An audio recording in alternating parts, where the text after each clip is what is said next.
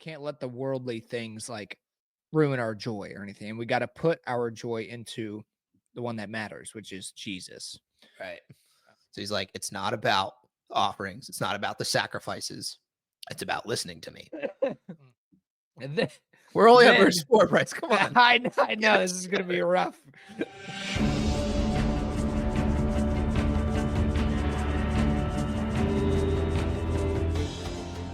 So my church started a new like subject this month, I guess you could say, like a new topic kind of.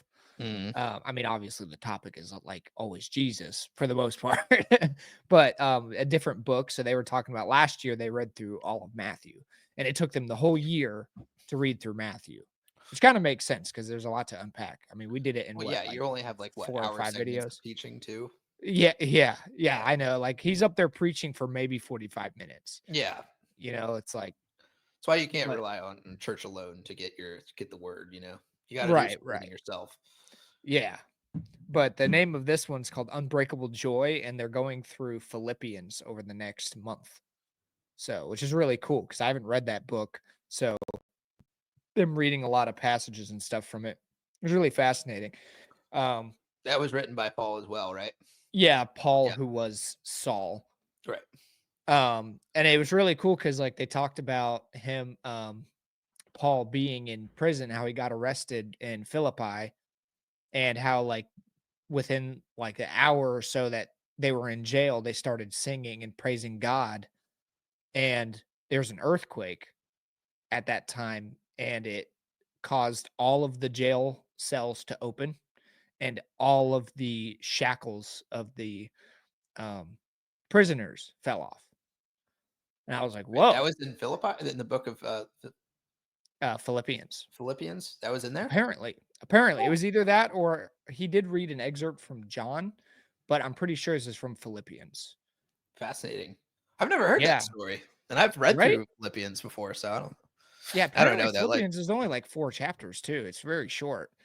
Dude, there's like so much that I've like read and then like again just come back to, and I'm like, I can't believe I didn't pick up on this before or like remember this, Yeah. Like freaking Aaron being the one who was like, all right, who made the golden calf. Like, what?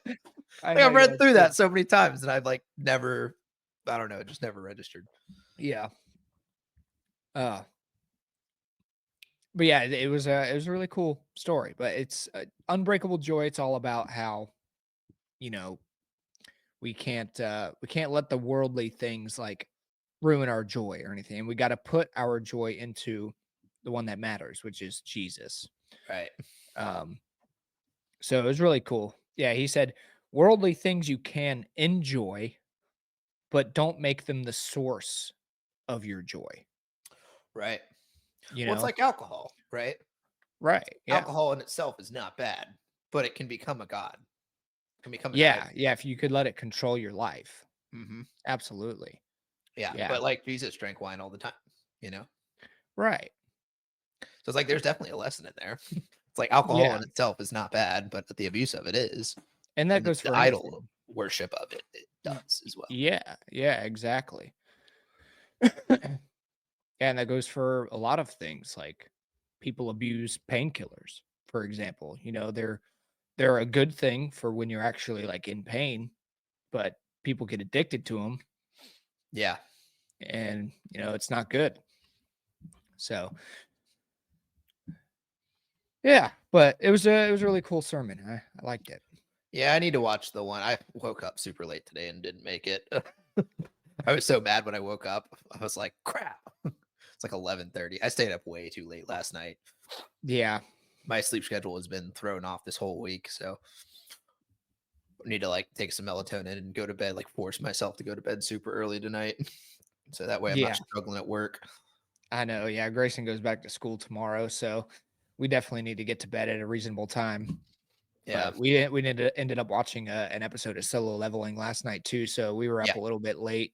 I also watched it, and the first episode of White Lotus was out too, so I watched that. Yeah. That's I don't know if you've seen that, but it's a really good show. White Lotus? No, I haven't seen that. Yeah, it's on HBO. It's on its 3rd season. Every season's like a a new stack of characters. Oh. But they always bring back like one or two from the previous season just to make it entertaining. Oh, okay. It's Well, yeah, add some familiarity. Like, hey. yeah.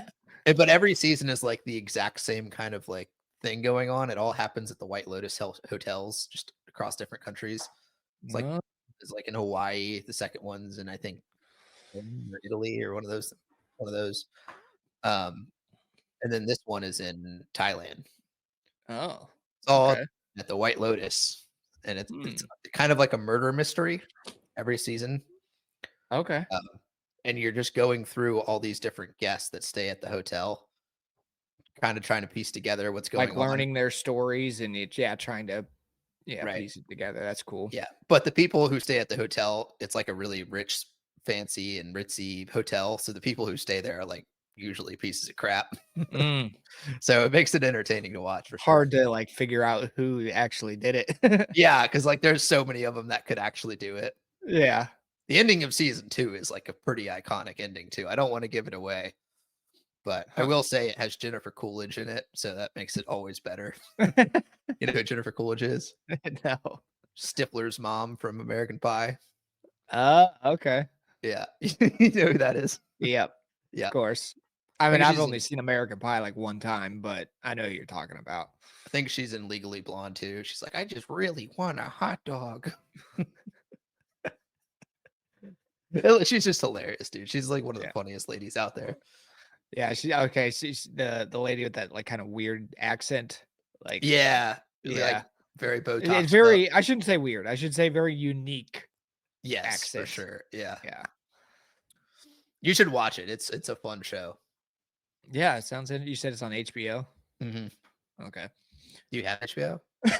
I'm not sure if we still pay for it or not. I have to check. Gotcha. Not very Christian, I will say that. But Yeah. Hey, we should still be able to enjoy yeah, well, either it really is solo worldly stuff. leveling. My goodness, that's Yeah. Yeah, that's that's such a kind good of the show, though. I opposite. could not watch it. Yeah, like getting your powers from demons and stuff. Honestly, kind of like Yep. the Testament of Solomon that we were just talking about. Yeah. Yeah, no doubt. But, I mean, it's really cool theory, though. Or not theory, but duh. Just concept. Really cool concept. What solo leveling? Solo leveling, yeah. Yeah, I agree. It's pretty neat. Yeah, Okay, you want to jump into this? might as well. The law. Oh, actually, hold on. Before we do Hey. start, I do want to mention one thing because I was, Okay. like I told you, I was reading through Jeremiah on like another uh, theory that I'm working on, Yeah. and in Jeremiah, God's speaking with Jeremiah. I think it's Jeremiah, but they're like in conversation, and God's like, he's essentially telling him that he's fixing to have his wrath on Israel because he's like, look at all I've done for you, and you guys aren't even worshiping me anymore. He's like, you're going and worshiping other gods. He's like, I literally have like done all this stuff for you, and you can't even like give me thanks. So he's pretty much telling Jeremiah what's going on, and Jeremiah's like, "Uh-oh, like we're in trouble." And what's interesting is God literally says in there, he's like, "I didn't give you guys like the law like back in Moses's time so you could like sacrifice everything to me." He's like, "I don't care about all that stuff." I'm like, "Well, we just read through it. There's definitely a lot of laws that you were saying to do." Yeah, he was explaining the sacrifices in some pretty intense Right. detail and like, yeah. So I was like pondering on that for a moment, but he was like, "What I did give you was the 10 commandments." He's like, "That's pretty much all I was like getting at there, you know?" Um, he's like, "I don't care about burnt offerings and sacrifices." He's like, "None of that matters to me." Um, he's like, "The law was for your sake." And if you go to like Samuel in the Bible, when they're electing a leader and they're electing Paul or Saul, King Saul, to be the leader, God's like, you guys don't need a human leader. It's like all you need is me. But the humans wanted it, so God granted it because Right. He was giving us the desires of our heart. Because the humans felt like we needed a human leader. So he gave it to them. And Mhm. ultimately, like, what came out of that, not good stuff. So it's like Yeah. all this stuff that we're reading through, God's even like saying in later books of the Bible, it's like, it doesn't matter. Like, it's like, I gave you Yeah. the 10 Commandments. That's really what I gave you to follow by. Right. He's like, I gave them Moses's law for the time of Moses, Yeah. and that's like what they wanted to do too. Cause like, if you look at it, what happened when Moses went away? They Like off said, to the let we, mountain. yeah, they go, we Yeah. need to worship something and we need to Yep. sacrifice. So they built a golden Calf. calf and Yeah. started sacrificing to the golden calf of their own accord. So Mhm. God was like, all right, if you guys want to do stuff like that, like I can certainly give you some stuff to do, you know. Yeah. But God ultimately, like later on again in the Bible, is like that. It's not like what I was about. Yeah, that 10 makes sense. Commandments is what I I was didn't think about. about it that way, like, I thought God was putting the sacrifice in place so that way they could, like, ask for forgiveness of their sins and, you know, just worship him overall. But it makes sense that he's like, okay, well, if you guys want to like sacrifice some stuff, then I guess you can do it this way. Right. Yeah. But like he built the whole tabernacle and it, or he commanded them to build the whole tabernacle and everything like that. I thought that was the purpose was to worship him. But so I'm trying to remember the order of events now. Did that happen? Did they build the tabernacle after the golden calf thing? I thought that Yes. happened. Really? Yeah. No, the tabernacle was like one of the last things they did in Exodus. Right. Right. And when Moses was up on the mountain, he was giving them the directions to do the tabernacle as the rest of the people were down there, like making their own tabernacle essentially. Ah, yeah. Yeah. So when he comes back down, he's like, no, this is what we're going to do. Since you guys have to go worship something and have to have sacrifices and whatnot, here we'll do it, but like in this way, because God said do it in this way. But Hmm. God even saying this is like that's not the point. Yeah. So is Jeremiah in the Old Testament? Yes, it's after like Kings. It's like so it's later on, Okay. like down the road. So it's like after the time of David and Solomon and all that. Huh. Let me see if I can find the verse that I'm speaking about. I'm flipping through it right now.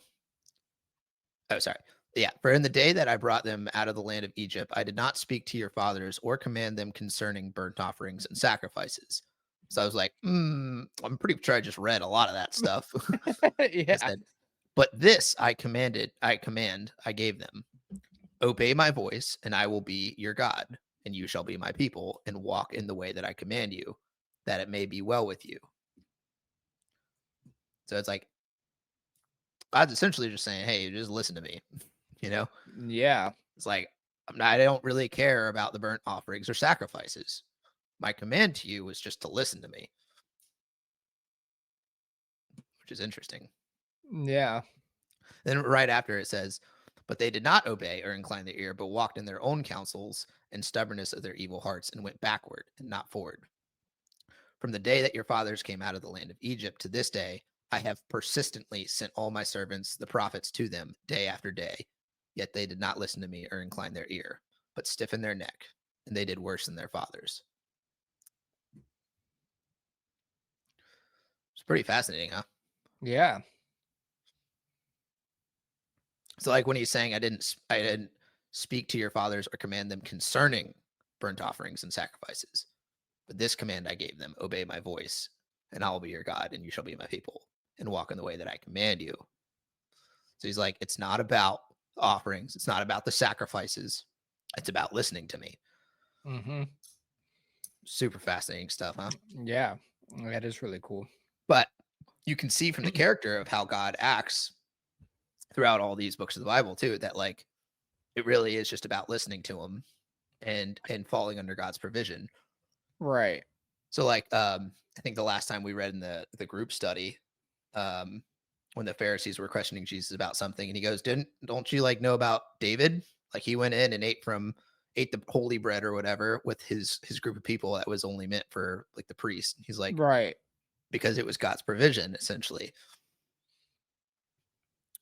So he's like, just listen to God And if you listen to God, you're above the law, which is literally the same concept of Jesus dying on the cross for your sins. Because if you believe and follow that Jesus Christ died on the cross for your sins, you are above sin because it no Right. longer binds you. Yeah. Yeah. So like God had this concept the entire time throughout the Old Testament of just listen to me. I'll give you what to do, but you got to listen to me, just like we do now. It's like I'm hearing God tell me this, you know. It's like I Yeah. need to walk in this way. Very Right. fascinating, huh? Yeah, it is really fascinating. But at this point in time, though, I feel like it could be a little bit difficult to discern the voices in your head. Like, is it God telling me to do this, or is it like a demon, Right, or just a bad thought, a bad entity, or whatever? You know what I mean? Like right. So at this time, though, how is God speaking to His people? In the time of Exodus, at least through Moses. through Moses, exactly. So it's like Moses is my spokesperson. Listen to what Moses says, Yeah. but they don't do that. you Yep. know. Yep. So it's like all this stuff that he was putting in place. He's like, I don't care about the burnt offerings. I don't care about the sacrifices. He's like, what I do care is if you listen to me, you know? Mm-hmm. Because like ultimately when Jesus came, he's like, you don't gotta do all that stuff. you know? Yeah. Yeah. That's what it's really like being a father too. Like just listen to me. You get so upset when kids don't listen. Right. You're like, God, it would have been so much easier if you just listened. right. You're like, you can go do whatever you want if you want to play or, whatever, do a sport. I don't care, but you know, listen. hmm That's so true. Wow. Yeah. So like all this stuff that we're reading right now, it's essentially what Israelites were supposed to do in that time. Mm. And it's Right. interesting because like you could see his love for us so much because he's seeing the things we're doing and he's like, all right, fine. If you want to do that, at least do it this way. Right. You know, Right. that's Yeah, pretty it's like, cool. all right, it's like you telling Noah, it's like, okay, you want to go play in the dirt? All right, you have to wear these clothes though, you know.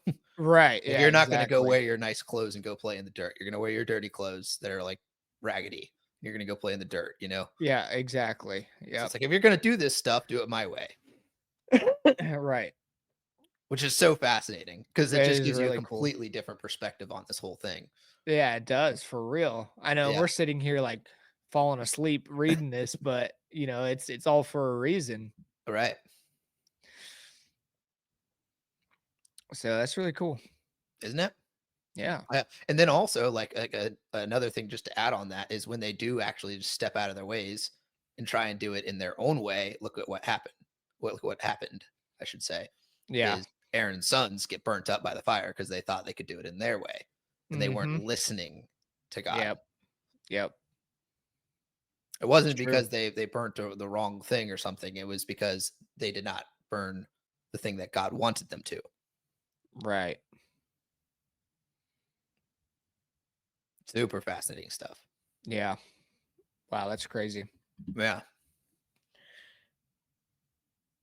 All right. Well, I guess with that said, you ready to get started? Yeah, let's read more about this old law. yeah. Yeah. All right. Leviticus 12. Purification after childbirth. The Lord spoke to Moses, saying, Speak to the people of Israel, saying, If a woman conceives and bears a male child, then she shall be unclean 7 days. As at the time of her menstruation, she shall be unclean. And on the 8th day, the flesh of his foreskin shall be circumcised. Then she shall continue for 33 days in the blood of her purifying. She shall not touch anything holy, nor come into the sanctuary until the days of her purifying are completed. But if she bears a female child, then she shall be unclean 2 weeks, as in her menstruation, and she shall continue in the blood of her purifying for 66 days. And when the days of her purifying are completed, whether for a son or for a daughter, she shall bring to the priest at the entrance of the tent of meeting a lamb a year old for a burnt offering, and a pigeon or a turtle dove for a sin offering, and he shall offer it before the Lord and make atonement for her. Then she shall be clean from the flow of her blood. This is the law for her who bears a child, either male or female. And if she cannot afford a lamb, then she shall take 2 turtle doves or 2 pigeons, one for a burnt offering and the other for a sin offering. And the priest shall make atonement for her, and she shall be clean.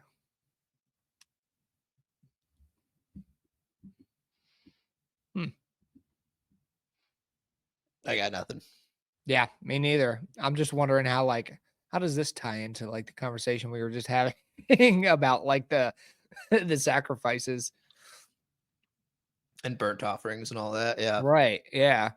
Well, again, I mean, think about the times of this day and how they treated women and men differently and how they went about life just as a whole, Yeah. right? So I think culture also has a lot to play in it as well. Yeah, that's a good point. All right. Hmm. Leviticus 13, laws about leprosy.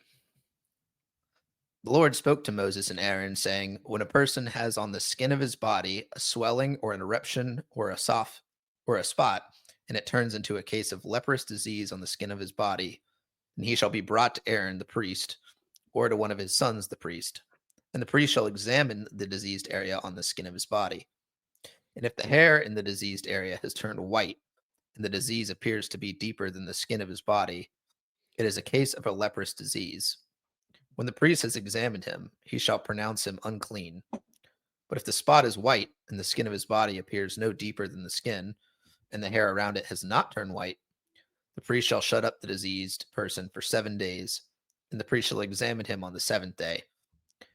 And if in his eyes the disease is checked and the disease has not spread in the skin, then the priest shall shut him up for another 7 days. And the priest shall examine him again on the seventh day. And if the disease area has faded and the disease has not spread in the skin, then the priest shall pronounce him clean. It is only an eruption. And he shall wash his clothes and be clean. But if the eruption spreads in the skin after he has shown himself to the priest for his cleansing, he shall appear again before the priest. And the priest shall look, and if the eruption has spread in the skin, then the priest shall pronounce him unclean. It is a leprous disease. When a man is afflicted with a leprous disease, he shall be brought to the priest, and the priest shall look. And if there is a white swelling in the skin that has turned the hair white, and there is raw flesh in the swelling, it is a chronic leprous disease in the skin of his body, and the priest shall pronounce him unclean. He shall not shut him up, for he is unclean. And if the leprous disease breaks out in the skin so that the leprous disease covers all the skin of the diseased person from head to foot, so far as the priest can see, then the priest shall look. And if the leprous disease has covered all his body, he shall pronounce him clean of the disease. It has all turned white, and he is clean. But when the raw flesh appears on him, he shall be unclean. And the priest shall examine the raw flesh and pronounce him unclean. Raw flesh is unclean, for it is a leprous disease. But if the raw flesh recovers and turns white again, then he shall come to the priest. And the priest shall examine him, and if the disease has turned white, then the priest shall pronounce the diseased person clean. He is clean. If there is a skin of one's body, a boil, and it heals in the place of a boil, and in the place of the boil there comes a white swelling or a reddish white spot, then it shall be shown to the priest. And the priest shall look, and if it appears deeper than the skin, and its hair has turned white, then the priest shall pronounce him unclean. It is a case of leprous disease that has broken out in the boil. But if the priest examines it, and there is no white hair in it, and it is not deeper than the skin, but has faded, then the priest shall shut him up 7 days. And if it spreads in the skin, the priest shall pronounce him unclean. It is a disease. But if the spot remains in one place and does not spread, it is the scar of the boil, and the priest shall pronounce him clean. Or when the body has a burn on its skin, and the raw flesh of the burn becomes a spot, reddish, white, or white, the priest shall examine it, and if the hair in the spot has turned white, and it appears deeper than the skin, then it is a leprous disease. It is broken out in the burn, and the priest shall pronounce him unclean. It is a case of leprous disease. But if the priest examines it, and there is no white hair in the spot, and it is no deeper than the skin, but has faded, the priest shall shut him up 7 days, and the priest shall examine him on the seventh day. If it is spreading in the skin, then the priest shall pronounce him unclean. It is a case of a leprous disease. But if the spot but if the spot remains in one place and does not spread in the skin, but has faded, it is a swelling from the burn, and the priest shall pronounce him clean, for it is the scar of the burn. Good Lord. When a man or a woman has a disease on the head or the beard, the priest shall examine the disease, and if it appears deeper than the skin, and the hair in it is yellow and thin, then the priest shall pronounce him unclean. It is an itch, a leprous disease of the head or the beard. And if the priest examines the itching disease, and it appears no deeper than the skin, and there is no black hair in it, then the priest shall shut up the person with the itching disease for 7 days. And on the seventh day, the priest shall examine the disease. If the itch is not spread, and there is in it no yellow hair, and the itch appears to be no deeper than the skin, then he shall shave himself. But the itch he shall not shave. And the priest shall shut up the person with the itching disease for another 7 days. And on the seventh day, the priest shall examine the itch. If the itch is not spread in the skin, and it appears to be no deeper than the skin, then the priest shall pronounce him clean. And he shall wash his clothes and be clean. But if the itch spreads in the skin after his cleansing, then the priest shall examine him, and if the itch is spread in the skin, the priest need not seek for the yellow hair. He is unclean. But if in his eyes the itch is unchanged, and the black hair is grown in it, the itch is healed, and he is clean. And the priest shall pronounce him clean. When a man or woman has spots on the skin of the body, white spots, the priest shall look, and if the spots on the skin of the body are a dull white, it is leukoderma that has broken out in the skin. He is clean. If a man's hairs fall out from his head, he is bald. He is clean. And if a man's hairs falls out from his forehead, he has baldness of the forehead. He is clean. But if there is on the bald head or the bald forehead a reddish white diseased area, it is a leprous disease breaking out on the bald head or his bald forehead. Then the priest shall examine him, and if the disease swelling is a reddish white on the bald head or on his bald forehead, like the appearance of a leprous disease in the skin of the body, he is a leprous man. He is unclean. The priest must pronounce him unclean, his disease on his head. The leprous person who has the diseases shall wear torn clothes and let the hair of his head hang loose, and he shall cover up his upper lip and cry out, "Unclean, unclean." He shall remain unclean as long as he has the disease. He is unclean. He shall live alone. His dwelling shall be outside the camp.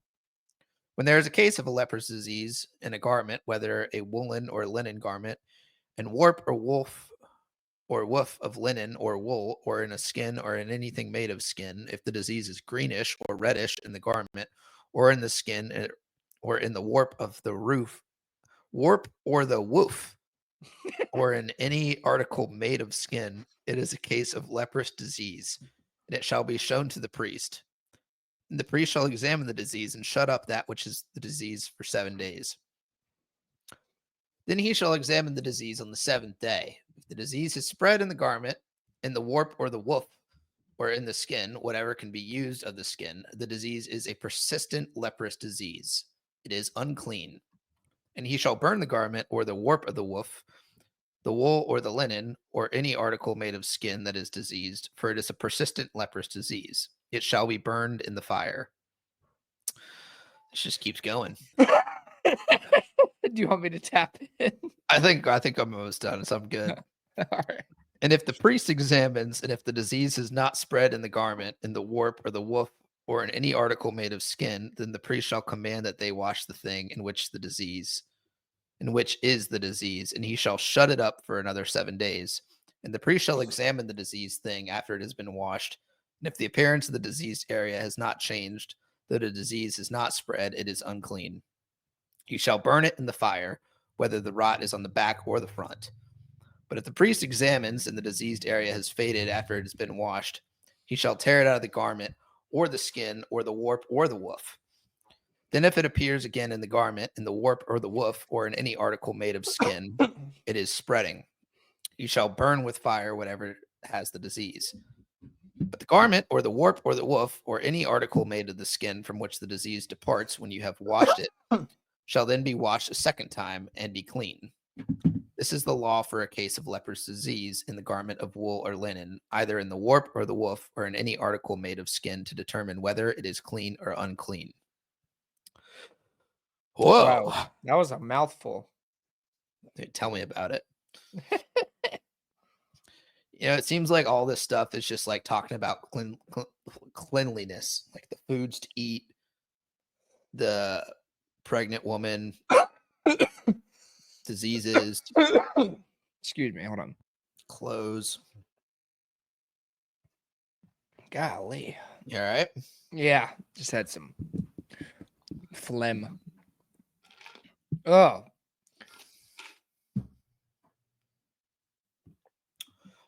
I want to Yeah. know what the warp Or the or the woof. wolf is. Yeah, I was going to ask if we could look that All up. right, this is what AI says. In Leviticus 13, warp refers to the lengthwise threads that run along the length of a woven fabric, while woof refers to the crosswise threads that are woven through the warp. Fascinating. Hmm. What's the stitching pattern?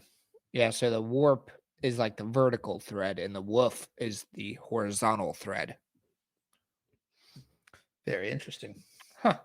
I guess you wouldn't really know that unless you were a sewer or something. Well, I mean, Like, I guess I was actually thinking about this earlier today, like when we were talking about how they knew back then which animals had 4 stomachs. oh yeah, the chew the cud or whatever. Yeah, they could. And I was thinking about it. I'm like, man, actually, all these people back then, like they didn't have like any stores or anything, so they were probably very well versed on like dissecting an animal Yeah, for like eating it and prepping it.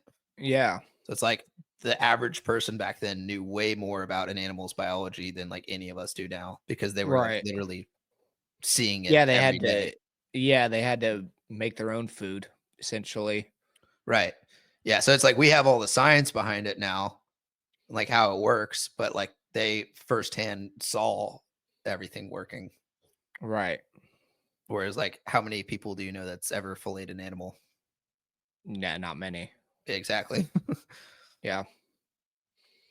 So, and then I guess in this case too, if you had clothes, you would have to sew a lot of them yourself. Yeah.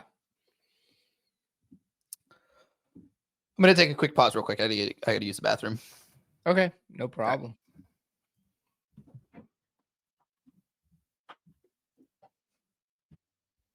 and we're back. Yeah, I was Uh, thinking on my venture to the bathroom.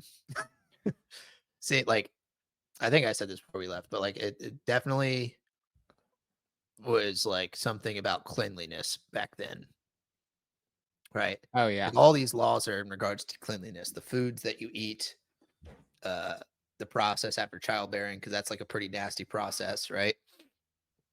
Um, Yeah, I diseased could people. imagine back then it would be. Not really nowadays, but It's still pretty gross though. oh yeah, I guess. Yeah. I just we don't have to deal with it directly, so Right. Yeah. Yeah. So like there's all these things pertaining to like cleanliness. And by the time that Jesus does come around, he's always harping on the Pharisees because they're always like trying to be extra clean about oh everything. yeah. Right. Yeah, they're like always washing their hands or Right. making sure they're clean before they eat or whatever. I know that they gave them like crap for that. Right. So it's kind of like showing the hearts of man. Even then, it's like this is why God even made it. You know what I mean? It's like they have to do something. Like in man's eyes, we have to do something to be righteous before the Lord. And the Lord, seeing this, gave us the desires of our hearts in a way. But again, he's saying, do it in my way. Yeah. It's fascinating stuff. Yeah. But No that's doubt. not the point. So all this stuff that we're reading is not the point. Right. Yeah. Yeah, it makes sense. It's so strange though. But I get it. Like, like people's hearts, they're like, oh, this person has this sickness. How do we know that they don't have that sickness anymore? And God's like, okay, fine, here. If you're going to Right. worry about it, Right. then I'll give you this laundry list of Right. things to try to remember. Yeah. And then, like, when Jesus was eating at the table with unclean people, you know, the Yeah, he's Pharisees just were giving like, him a hard time for that. And he's like, what's your point here? You're trying to be yeah, clean?" Like, yeah, right. so it is fascinating looking at the law, the Old Testament law, in this regard now. Yeah, it does definitely put a new perspective on it because it's not God saying, I want you to do this because that's what I want. He's like, I'm just giving you a guideline because of what's That's in what you your want. hearts. Yeah. Right. Yeah. So it is definitely fascinating. Hmm. It looks like you're in for a super long one on this one too. Huh? Oh my goodness There's just gracious. about the same amount of verses in this one. Great. All right. Let's Exciting do it. parts of the Bible, huh? Yeah. All right. Leviticus 14. Laws for cleansing lepers. The Lord spoke to Moses, saying, this shall be the law of the leprous person for the day of his cleansing. He shall be brought to the priest, and the priest shall go out of the camp, and the priest shall look. Then, if the case of leprous disease is healed in the leprous person, excuse me, the priest shall command them to take for him who is to be cleansed to. Hold on, I'm sorry. I'm trying to figure out if that's supposed to be live or live. Live. Supposed to be to live, to live, to Two live live clean clean birds. birds. Okay, sorry. Took me a minute to process that. To The live way this whole clean section is birds. worded is throwing me off here. I'm trying. Okay. Don't judge me. All right.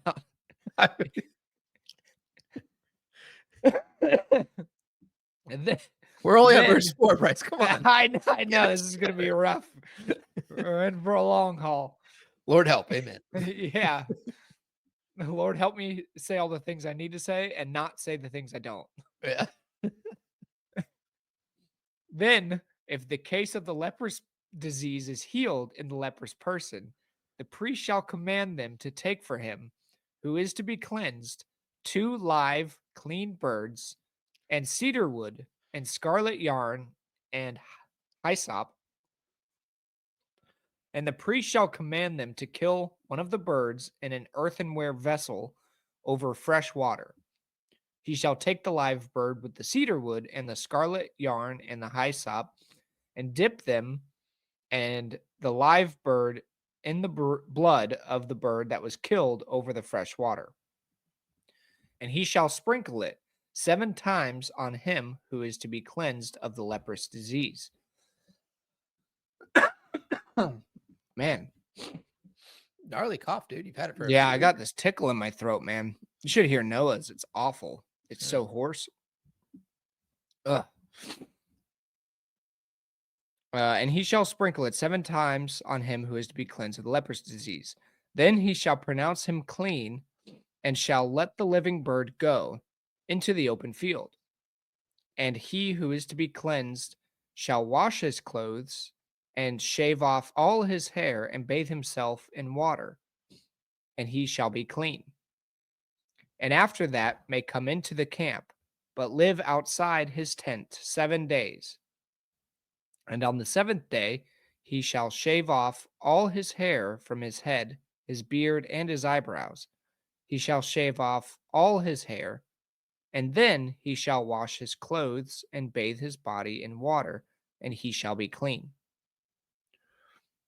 And on the 8th day he shall take 2 male lambs without a blemish, and 1 ewe lamb, a year old, without blemish, and a grain offering of 3/10 of an ephah of fine flour mixed with oil, and 1 log of oil. And the priest who cleanses him shall set the man who is to be cleansed and these things before the Lord at the entrance of the tent of meeting.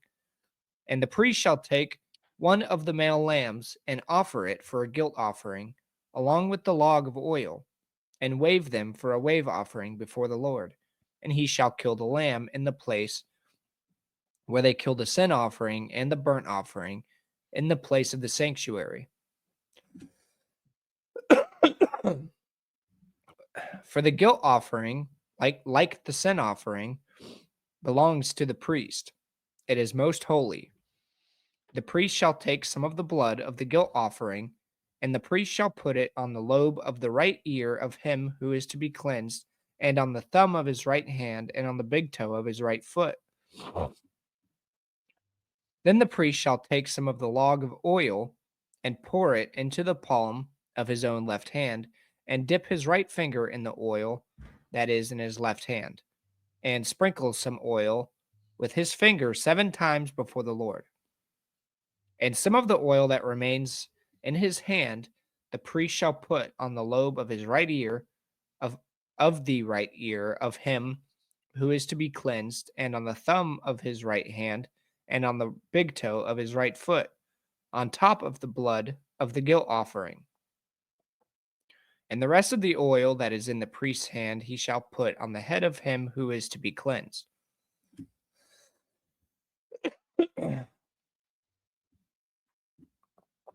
Ugh. Then the priest shall make atonement for him before the Lord. The priest shall offer the sin offering to make atonement for him who is to be cleansed from his uncleanliness, and afterward he shall kill the burnt offering, and the priest shall offer the burnt offering and the grain offering on the altar. Thus the priest shall make atonement for him, and he shall be clean.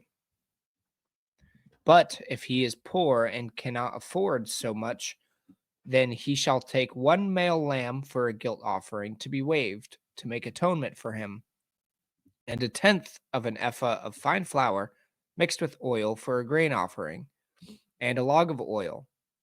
Also 2 turtle doves or 2 pigeons, whichever he can afford. The one shall be a sin offering, and the other a burnt offering. And on the 8th day he shall bring them for his cleansing to the priest, to the entrance of the tent of meeting before the Lord. And the priest shall take the lamb of the guilt offering and the log of oil, and the priest shall wave them for a wave offering before the Lord, and he shall kill the lamb of the guilt offering. Lord, make your coughing go away. Yeah, right? No doubt. And Like, talking more is irritating it more. you got some water? Yeah, I just took a sip, man. Mm. Ugh. And the priest shall take some of the blood of the guilt offering and put it on the lobe of the right ear of him who is to be cleansed, and on the thumb of his right hand and the big toe of his right foot. And the priest shall pour some of the oil into the palm of his own left hand, and shall sprinkle with his right finger some of the oil that is in his left hand 7 times before the Lord. And the priest shall put some of the oil that is in his hand on the lobe of the right ear of him who is to be cleansed, and on the thumb of his right hand, and on the big toe of his right foot, in the place where the blood of the guilt offering was put. And the rest of the oil that is in the priest's hand he shall put on the head of him who is to be cleansed, to make atonement for him before the Lord. And he shall offer of the turtle doves or pigeons, whichever he can afford.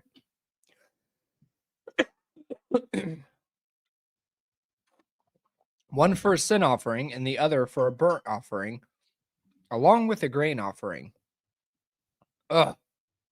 And the priest shall make atonement before the Lord for him who is being cleansed. This is the law for him in whom is a case of leprosy disease, who cannot afford the offerings for his cleansing.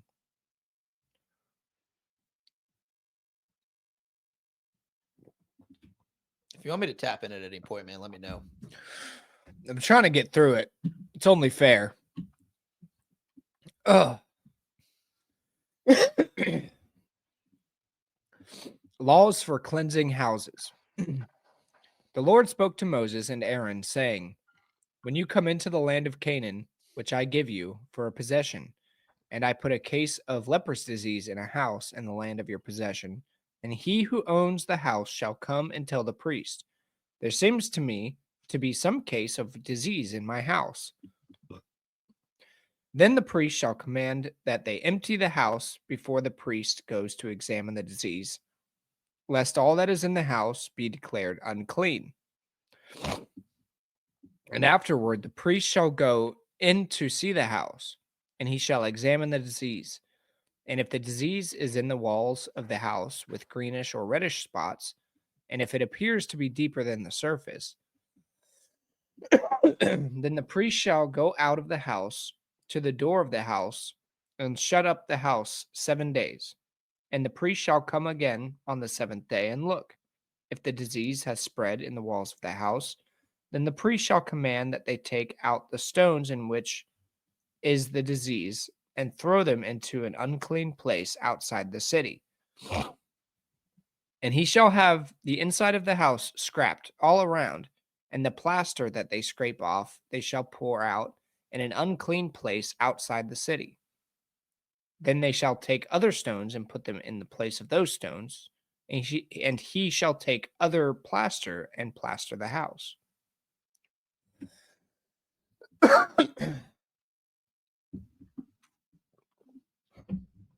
If the disease breaks out again in the house after he has taken out the stones and scraped the house and plastered it, then the priest shall go and look. And if the disease has spread in the house, it is persistent leprous disease in the house, it is unclean. And he shall break down the house, its stones and timber and all the plaster of the house, and he shall carry them out of the city to an unclean place. Moreover, whoever enters the house while it is shut up shall be unclean until the evening. And whoever sleeps in the house shall wash his clothes, and whoever eats in the house shall wash his clothes. But if the priest comes and looks, and if the disease has not spread in the house after the house was plastered, then the priest shall pronounce the house clean, for the disease is healed. And for the cleansing of the house he shall take 2 small birds with cedar wood and scarlet yarn and hyssop, and shall kill one of the birds in an earthenware vessel over fresh water, and shall take the cedar wood and the hyssop and the scarlet yarn along with the live bird, and dip them in the blood of the bird that was killed and in the fresh water, and sprinkle the house 7 times. Thus he shall cleanse the house with the blood of the bird, and with the fresh water, and with the live bird, and with the cedar wood and hyssop and scarlet yarn. And he shall let the live bird go out of the city into the open country. So he shall make atonement for the house, and it shall be clean. This is the law for any case of leprous disease, for an itch, for leprous disease in a garment or in a house, and for a swelling or an eruption or a spot, to show when it is unclean and when it is clean. This is the law for leprous disease.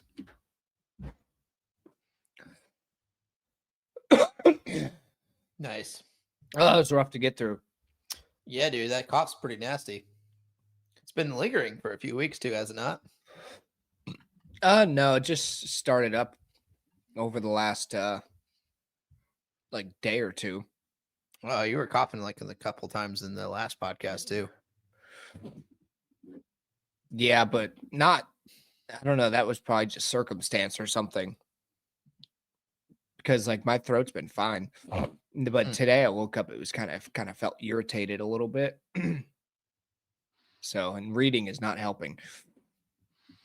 Yeah, I know. Well, we went to that Danny Go concert on Friday, so chances are we're getting sick. Mm. You know, there's a lot of people there. We're all pretty close together. A lot of A bunch kids. of little kids. Yeah, Yeah. they're like little cesspools of germs. Yep. So that's why Noah wasn't feeling great earlier. So Yeah. On another note, I actually did highlight verse 51 and 52. oh, It's kind of okay. interesting what God is telling him to do here. They shall take the cedar wood and the hyssop and the scarlet yarn along with the live bird and dip them in the blood of the bird that was killed and in the fresh water, and sprinkle the house 7 times. Thus he shall cleanse the house with the blood of the bird, and with the fresh water, and with the live bird, and with the cedar wood, and hyssop, and scarlet yarn. Is that how you pronounce it? Is hyssop? Oh, I don't. That's just how I've always read it. Hyssop. I don't. That's what I've been saying is hyssop. I don't think it matters. Yeah. But what's fascinating about it, that sounds kind of like a spell in a way, like a ritual. Yeah, it's like a ritual. Yeah. Right. It's like that's like almost like dabbling into like the witchcraft realm a little bit. It seems like, Yeah. very interesting. But it's direction from God. Right. So it's not bad. Right. Hmm. But it goes to show that like even God has like ways of like doing stuff. Right. Right. It's like if you do this, it's gonna work, Yeah. cleansing the house, and it's almost like a cleansing ritual, or like in this case it's ritual, but like I don't know, it's kind of fascinating, isn't it? That's like very similar to what you see in a lot of like witchcraft stuff. Yeah. Take the blood, and it's even like a blood ritual again, Yeah. interesting. Reading the Testament of Solomon now, my eyes are open for that kind of stuff. I'm looking. Yeah. Oh God, I just went to the 15 laws about bodily discharges. Is that the next one? Yeah. Oh, Lord. Dude, I just read about freaking leprosy and boils. I don't want to read about bodily discharges. Oh, yeah. Just Oh, wait. Just oh. wait. Okay. I'm just gonna get into this. We just gotta knock Leviticus out, dude. Just get through it. Yeah, dude. How many freaking chapters? 27 chapters. Yeah, We're 27. we're getting there. We're a little over halfway. Yeah. Yeah, we could do this. All right. Leviticus 15. Laws about bodily discharges. So gross, dude. The Lord spoke to Moses and Aaron, saying, "Speak to the people of Israel and say to them, when a man has any discharge from his body, his discharge is unclean. And this is the law of his uncleanliness for a discharge. Whether his body runs with his discharge or his body is blocked up by his discharge, it is uncleanliness. Every bed on which the one with the discharge lies shall be unclean, and everything on which he sits shall be unclean. And if anyone who touches his bed shall wash his clothes and bathe himself in water and be unclean until evening. And whoever sits on anything on which the one with the discharge has sat shall wash his clothes and bathe himself in water and be unclean until the evening. And whoever touches the body of the one with the discharge shall wash his clothes and bathe himself in water and be unclean until evening. And if the one with the discharge spits on someone who is clean, then he shall wash his clothes and bathe himself in water and be unclean until the evening. And any saddle on which the one with the discharge rides shall be unclean. And whoever touches anything that was under him shall be unclean until the evening. And whoever carries such things shall wash his clothes and bathe himself in water and be unclean until the evening. Anyone whom the one with the discharge touches without having rinsed his hands in water shall wash his clothes and bathe himself in water and be unclean until the evening. And an earthenware vessel that the one with the discharge touches shall be broken, and every vessel of wood shall be rinsed in water. And when the one with the discharge is cleansed of his discharge, then he shall count for himself 7 days for his cleansing, and wash his clothes. And he shall bathe in body in fresh water. He shall bathe his body in fresh water, and shall be clean.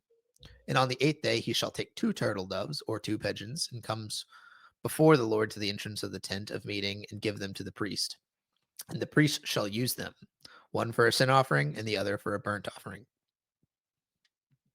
And the priest shall make atonement for him before the Lord for his discharge. If a man has emission out of semen, he shall bathe the whole body in water and be unclean until the evening. And every garment and every skin on which the semen comes shall be washed with water and be unclean until the evening. If a man lies with a woman and has an emission of semen, both of them shall bathe themselves in water and be unclean until the evening. When a woman has a discharge, and the discharge in her body is blood, she shall be in her menstrual impurity for 7 days, and whoever touches her shall be unclean until the evening. And everything on which she lies during her menstrual impurity shall be unclean. Everything also on which she sits shall be unclean. And whoever touches her bed, Sorry. I didn't cuss on purpose, okay? Yeah. And whoever touches her bed shall wash his clothes and bathe himself in water and shall be unclean until the evening. And whoever touches anything on which she sits shall wash his clothes and bathe himself in water and be unclean until the evening. Whether it is the bed or anything on which she sits, when he touches it, shall be unclean until the evening. And if any man lies with her and her menstrual impurity comes upon him, he shall be unclean 7 days. And every bed on which he lies shall be unclean. If a woman has a discharge of blood for many days, not at the time of her menstrual impurity, or if she has a discharge beyond the time of her impurity, all the days of the discharge shall continue in uncleanliness. As in the day of her impurity, she shall be unclean. Every bed on which she lies all the days of her discharge shall be to her as the bed of her impurity. And everything on which she sits shall be unclean, as in the uncleanness of her menstrual impurity. And whoever touches these things shall be unclean, and shall wash his clothes and bathe himself in water, and be unclean until the evening. But if she is cleansed of her discharge, she shall count for herself 7 days, and after that she shall be clean. And on the 8th day she shall take 2 turtle doves or 2 pigeons, and bring them to the priest to the entrance of the tent of meeting. And the priest shall use for one a sin offering, and for the other a burnt offering. And the priest shall make atonement for her before the Lord for her unclean discharge. Thus you shall keep the people of Israel separate from their uncleanness, lest they die in their uncleanliness by defiling my tabernacle that is in their midst. This is the law for him who has a discharge, and for him who has an emission of semen, becoming unclean thereby, also for her who is unwell with her menstrual impurity. That is for anyone, male or female, who has discharge, and is for the man who lies with a woman who was unclean. Wow.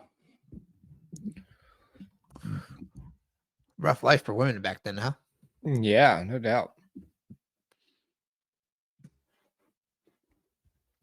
I mean, it must suck now too. Yeah, at least they got like tampons and stuff like that, you know? Yeah, pads, diapers. Diapers, did you say? Yeah, I don't know. I'm just messing around. Actually, after you give birth, you pretty much got to wear a diaper. Really? Pretty much, yeah. I didn't know that. Makes sense though. I mean, because everything's opened Yeah. up. Yeah. It's rough, dude. A lot of discharge still happening. Yeah.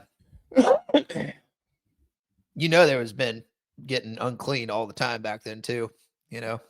Oh, yeah. I was like, if I'm unclean, you're unclean with me. Yeah. Man, they're taking this cleanliness level thing to another level, though. I mean, it does Yeah. make sense, though, like with the sleeping around, not as much.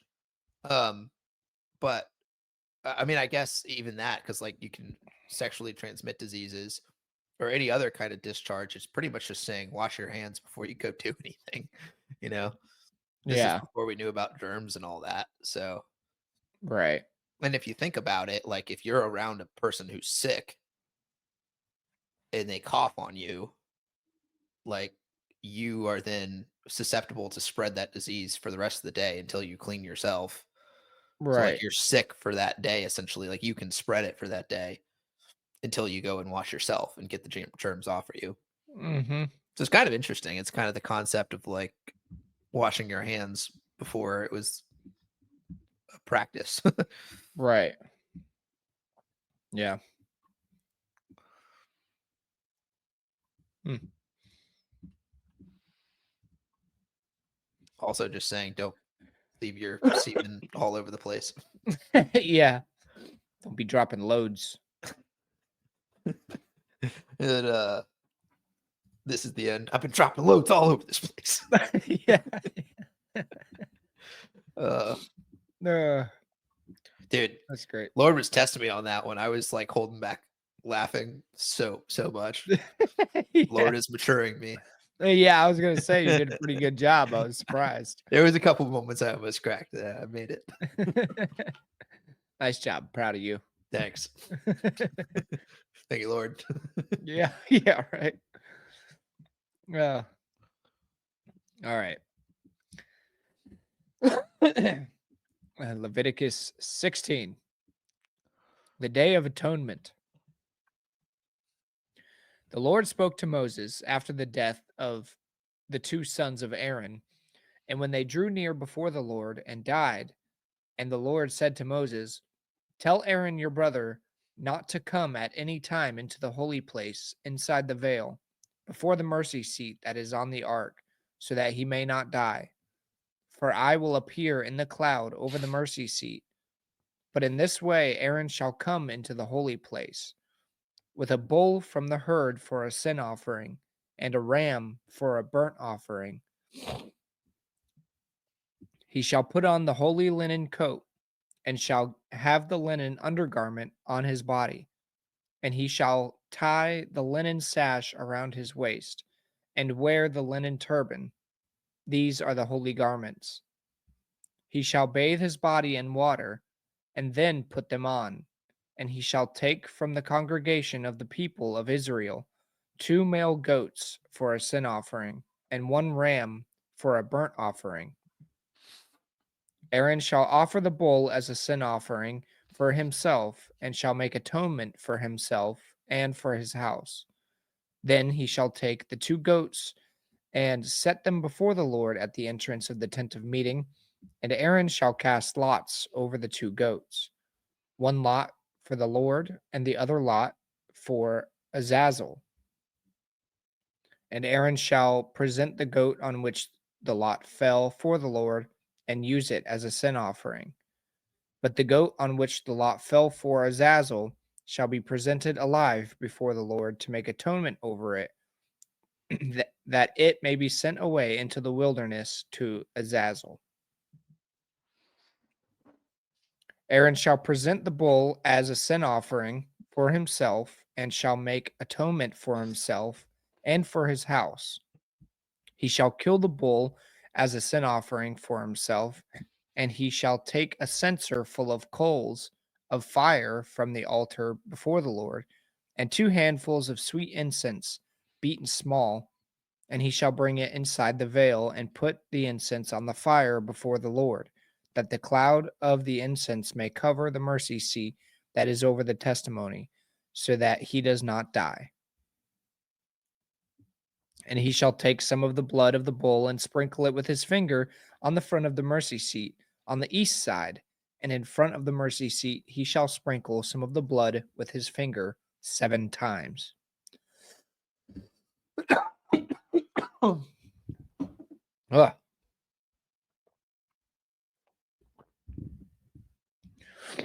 Then he shall kill the goat of the sin offering that is for the people, and bring its blood inside the veil, and do with its blood as he did with the blood of the bull, sprinkling it over the mercy seat and in front of the mercy seat. Oh my gosh.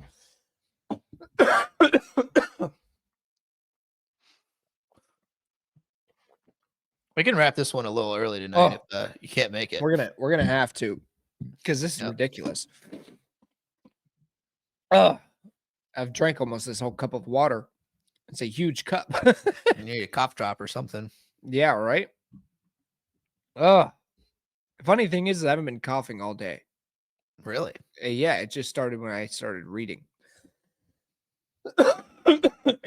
You said you've been working on your garden, right? Oh, Bailey was planting some stuff earlier, Could but be I wasn't pollen. outside. Yeah, could be. But I also did a workout earlier too, but I wasn't coughing during that workout. That should give you the opposite effect. I know, right? I don't know. I just feel it. It's irritating in the back of my throat. All right. Where did I leave off? goat. 16. Yeah. Thus he shall make atonement for the holy place, because of the uncleanliness of the people of Israel, and because of their transgressions, all their sins. And so he shall do for the tent of meeting, which dwells with them in the midst of their uncleanliness. No one may be in the tent of meeting from the time he enters to make atonement in the holy place until he comes out and has made atonement for himself and for his house and for all the assembly of Israel. Then he shall go out to the altar that is before the Lord and make atonement for it, and shall take some of the blood of the bull and some of the blood of the goat, and put it on the horns of the altar all around. And he shall sprinkle some of the blood on it with his finger 7 times, and cleanse it and consecrate it from the uncleanliness of the people of Israel. And when he has made an end of atoning for the holy place, and the tent of meeting, and the altar, he shall present the live goat, and Aaron shall lay both his hands on the head of the live goat, and confess over it all the iniquities of the people of Israel, and all their transgressions, all their sins. And he shall put them on the head of the goat, and send it away into the wilderness by the hand of a man who is in readiness. The goat shall bear all their iniquities on itself to a remote area, and he shall let the goat free in the wilderness. Then Aaron shall come to the tent of meeting, and shall take off the linen garments that he put on when he went into the holy place, and shall leave them there.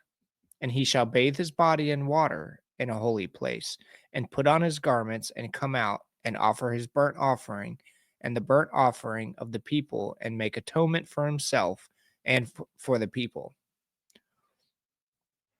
And the fat of the sin offering he shall burn on the altar. And he who lets the goat go to his Azazel shall wash his clothes and bathe his body in water, and afterward he may come into the camp.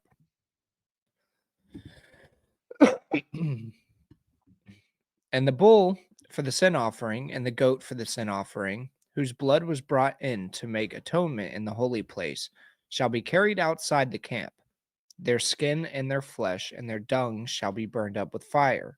And he who burns them shall wash his clothes and bathe his body in water, and afterward he may come into the camp.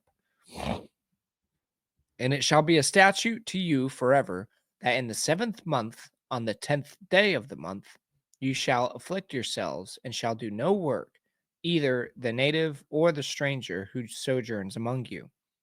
For on this day shall atonement be made for you to cleanse you. You shall be clean before the Lord from all your sins.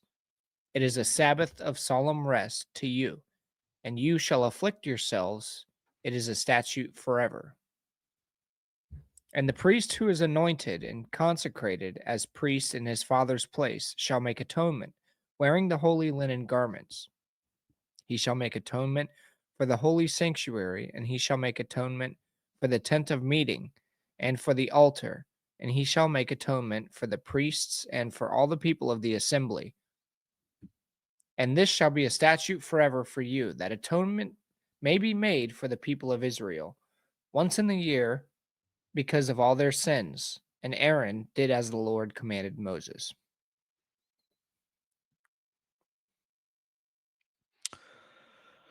Okay, there's a couple things I want to talk about here. One, Okay. I actually pulled out the study Bible because I'm not sure about this. Mentions Azazel a couple times. Yeah. Azazel, as far as my understanding goes, is like a fallen angel, pretty high ranking one. So that's why I'm a little, when you read that, I was like, what? So verse 10. Yeah, I was a little confused by that as well. 16:10. I'll read the oh, here you go. This verse is describing 16:3 through 10. So Okay. the preparations and the general guidelines for the Atonement Day ritual are now described. Aaron prepares a bull for a sin offering and a ram for a burnt offering, atoning for the house of the priest. He also prepares 2 male goats for a sin offering and a ram for a burnt offering, atoning for the people. One of the 2 goats for the people's sin purifies the tent of meeting, while the other is presented alive to be sent away into the wilderness. As the ESV footnote explains, the meaning of Azazel is uncertain. Many take it to be a proper name since it is parallel to the Lord, and thus conclude that it is the name either of an otherwise unknown demon or of a place. The traditional explanation is that Azazel is a compound word combining goat with going away, the word that would then mean goat that goes away, hence the conventional scapegoat. Each of Huh. these explanations has its difficulties. In any event, the idea is clear enough. The goat is sent out in order to take sin away from Israel. Huh. Okay, so I actually have a theory about this too, because um, it's just fascinating that it says to Azazel. Right. Because again, like I've always known Azazel to be like a high-ranking demon, essentially, or fallen angel. Hmm. So I've been trying to piece together kind of what God's getting at here with some of the laws that He is giving, right? And I was thinking about the idea of the tabernacle, how when Jesus came, He ultimately fulfilled it with the I ams, right? Right. So there's Right. a lot of foreshadowing going on here in this Old Testament law that is foreshadowing what is to come in the final fulfillment, right? So one of that foreshadowing is that all these blood sacrifices everywhere, every time they're doing something, they're having to give blood as a sacrifice to atone for some sort of sin, right? When Jesus comes, what is it that cleans us? His blood. It's the blood of Jesus, right? And like when we do Right. communion and everything, we're eating and drinking the body and the Yeah. blood, Yeah. Right. right? So that's foreshadowing the blood of Jesus and the animal sacrifices, because ultimately God sacrifices Himself. So the blood is foreshadowed. But also when Jesus is preaching, what does He say a lot of times about the people who accept their sin and love their sin? They'll be cast out into the outer darkness, and in that place there will be weeping and gnashing of teeth. So this is like literally paralleling it. So like verse 10, but the goat on which the lot fell for Azazel, which is like the word for like demon essentially, or like hiring Hmm. demon, shall be presented alive before the Lord to make atonement over it, that it may be sent away into the wilderness to Azazel. So it's like it's going away, is sending sin away to the outer darkness, or in this case, the wilderness, the desert, to Azazel, or like the demons, the high ranking demon. So it's like God is saying, like Jesus is saying, when He comes, and the place where there'll be weeping and gnashing of teeth, it's also the domain of like the fallen, right? The fallen angels, Right. the place that was prepared for the fallen angels who made mankind fall astray. So it's like a parallel here. So another example of like when they say this later on is verse 21 and 22. And Aaron shall lay both his hands on the head of the live goat and confess over it all the iniquities of the people of Israel and all their transgressions and all their sins. And he shall put them on the head of the goat and send it away into the wilderness. So it's saying he's putting all of the sins on this goat and sending it to the wilderness where it belongs. So he's putting that on the head of the goat and sending it away into the wilderness or the outer darkness, the weeping and gnashing of teeth, by the Right. hand of a man who is in readiness. The goat shall bear all their iniquities on itself to a remote area, and he shall let the goat go free in the wilderness, or in this place, the outer darkness, where sin Right. belongs. Huh. It's like a foreshadowing effect going on there. Yeah. Very fascinating. It So it's is. like a parallel for heaven, and it's parallel for the spiritual realm. Right. Because it also, when Jesus is talking about these things in that place, there will be weeping and gnashing of teeth. It's a lot of like when he's saying, for the kingdom of heaven is like this, and then we'll compare it to something. Hmm. So even in the Old Testament, God's in the law that He's commanding is giving it in accordance with the laws of heaven.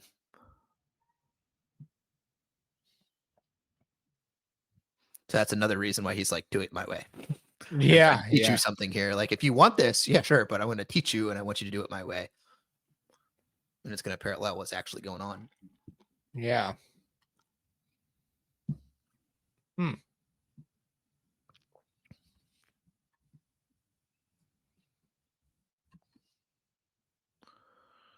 Was there anything else you wanted to cover?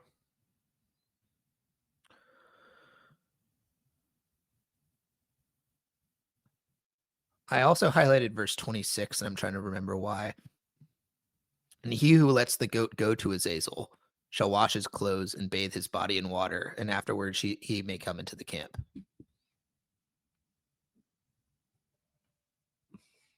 I was just saying that you have to clean yourself from going to that place of quote unquote sin. Right, or because he touched the goat that was bearing all that iniquity, Right. so it kinda made him unclean to a degree, so he had to wash his body afterward. Mm-hmm.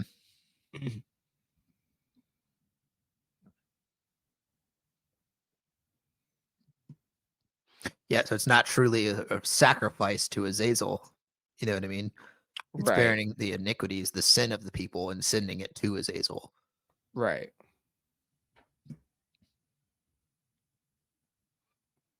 Hmm. Very fascinating. Another Yeah. parallel that's found right there.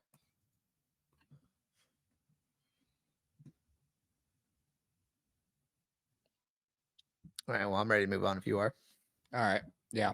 This will We'll be our read last one one. more chapter, yeah. Yeah. All right, Leviticus 17, the place of sacrifice. And the Lord spoke to Moses, saying, Speak to Aaron and his sons and to all the people of Israel, and say to them, This is the thing that the Lord has commanded. If any one of the house of Israel kills an ox or a lamb or a goat in the camp, or kills it outside of the camp, and does not bring it to the entrance of the tent of meeting to offer it as a gift to the Lord in front of the tabernacle of the Lord, blood guilt shall be imputed to that man. He has shed blood, and that man shall be cut off from among his people. This is to the end that the people of Israel may bring their sacrifices that they sacrifice in the open field, that they may bring them to the Lord. Sorry, I'm going to highlight that. To the priest at the entrance of the tent of meeting, and sacrifice them as sacrifices of peace offerings to the Lord. And the priest shall throw the blood on the altar of the Lord at the entrance of the tent of meeting, and burn the fat for the pleasing aroma to the Lord. So they shall no more sacrifice their sacrifices to goat demons, after whom they whore. This shall be a statute forever for them throughout their generations. And you shall say to them, any one of those houses of Israel, or the strangers who sojourn among them, who offers a burnt offering or sacrifice, and does not bring it to the entrance of the tent of meeting to offer it to the Lord, that man shall be cut off from his people. Laws against eating blood. If any one of the house of Israel, or the strangers who sojourn among them, eats any blood, I will set my face against that person who eats blood, and will cut him off from among his people. For the life of the flesh is in the blood, and I have given it to you on the altar to make atonement for your souls. For it is the blood that makes atonement by the life. Therefore, I have said to the people of Israel, no person among you shall eat blood, neither shall any stranger who sojourns among you eat blood. Anyone also of the people of Israel, or if the strangers who sojourn among them, who takes in hunting any beast or bird that may be eaten, shall pour out its blood and cover it with earth.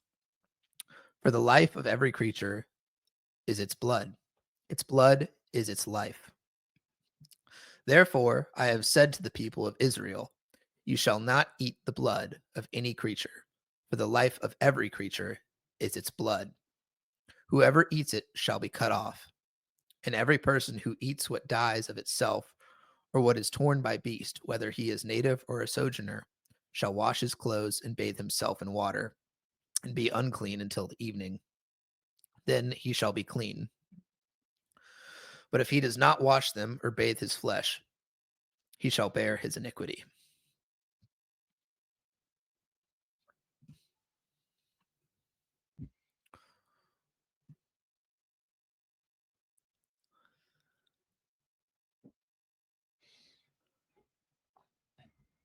I think it's another parallel. What verse did you highlight? I highlighted 5 and 11, so we'll start with 5 first. This is to the end that the people of Israel may bring their sacrifices that they sacrifice in the open field, that they may bring them to the Lord, to the priest at the entrance of the tent of meeting, and sacrifice them as sacrifices of peace offering to the Lord.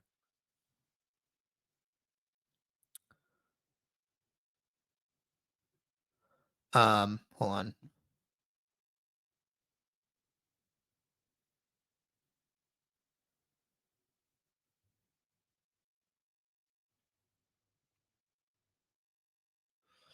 It's essentially saying like not giving thanks to the Lord, right?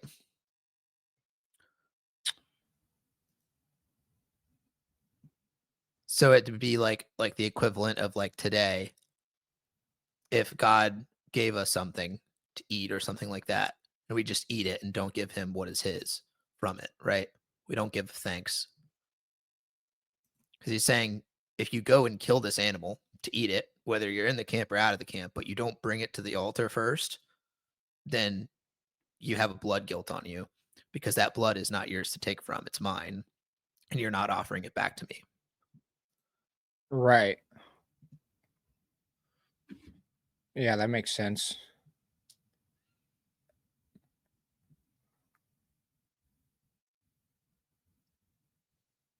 And then also the idea that the blood is life is very interesting. So verse 11, for the life of the flesh is in the blood, and I have given it to you on the altar to make atonement for your souls. For it is the blood that makes atonement by the life. Which is this idea, again, that's the foreshadowing the blood of Jesus that is to come.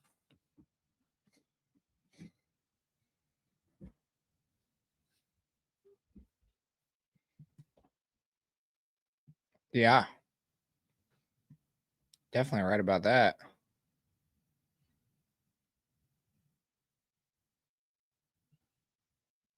It's also why blood magic Mm. is bad, Yeah. because it works and it's an abomination to the Lord.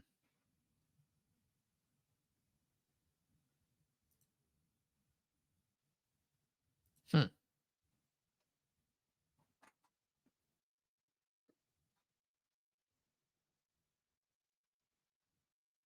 Hmm. Yeah. Nothing to say. Honestly, I don't. What are you thinking about? I was just reading the excerpt after that, or the verse after that about actually it's 13.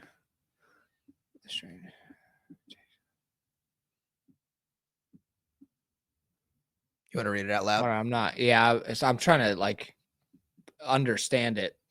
Anyone also of the people of Israel or of the strangers who sojourn among them, who takes in hunting any beast or bird that may be eaten, shall pour out its blood and cover it with earth. For the life of every creature is its blood. Its blood is its life.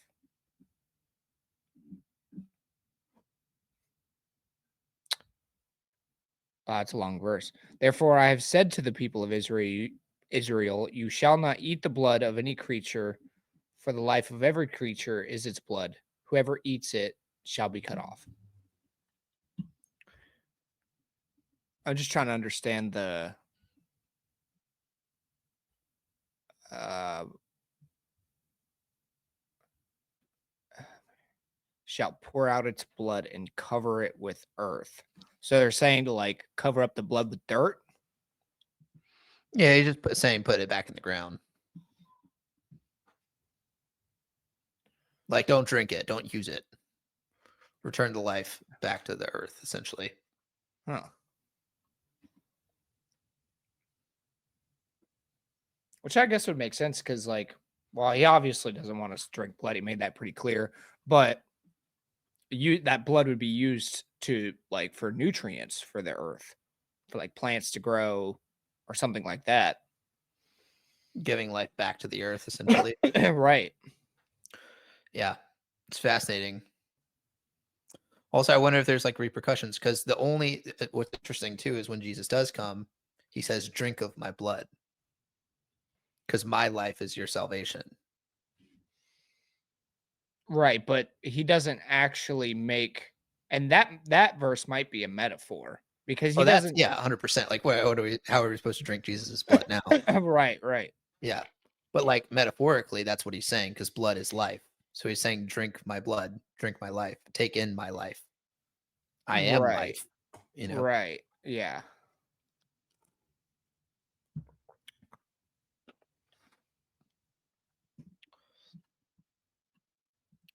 For it is the life of the flesh is in the blood, and I have given it to you on the altar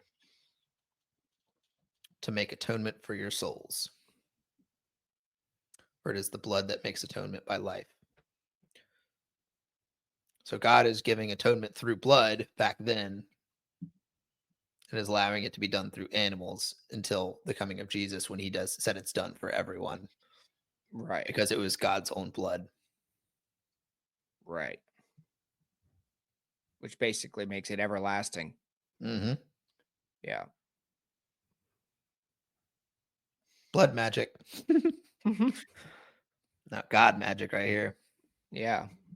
But it goes to show why blood in magic is so important.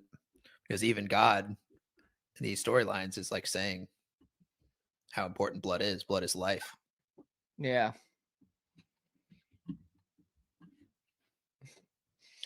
Yeah, it's definitely something to think about. Yeah. Well, on that note, to end these videos. Pretty sure we're supposed to say like and subscribe. Yeah. Yeah, no, I agree. But like I don't want to do something like cliche, where like it's like, oh, smash that like button. Like we can't be doing that. Yeah, no, but when you say it, you gotta actually say it, like smash that like button. You can't. It just sounds cheesy though, because like people always say it and they're always doing, "I'll smash that like button." Yeah, but it's not. You're saying it wrong though. It's smash that like button. I am saying it just like you're saying it, Bryce. Smash that like button. No, you got to use your chest more. You gotta say smash that like button. No, that's no. Because I sound exactly like you. No, you don't. Thank you guys for liking and subscribing to our YouTube channel. If you were interested, please tune back in next week. We are dropping new videos on Mondays and Thursdays. And God bless y'all. Yeah, also don't forget to smash that like button. Do any of that.